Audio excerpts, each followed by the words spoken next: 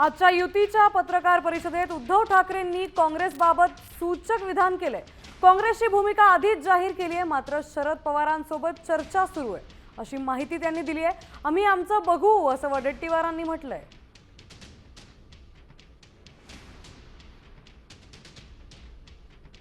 त्यांच्यात आम्ही आज आमची युती जाहीर केलेली आहे, शिवसेना आणि महाराष्ट्र नवनिर्माण सेना।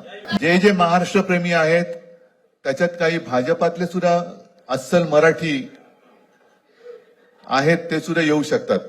ही महाराष्ट्र रक्षणासाठी महाराष्ट्र प्रेमींची युती आहे। त्याच्यात काही जण भाजपमध्ये सुद्धा आहेत, त्याने जे काही चालले ते पाहवत नाहीये किंवा सहन होत नाहीये, ते सुद्धा येऊ शकतात।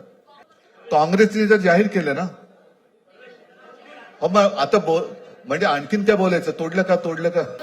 सगळे पक्ष बाहेर पडून आघाडी अबाधित आहे की काँग्रेसची पूर्वीपासूनची भावना ही मनसेबरोबर जाण्याची नव्हती, तर शिवसेनेबरोबर आणि शरद पवार साहेबांबरोबर जाण्याची कालही भावना होती, आजही आहे आणि उद्याही राहील।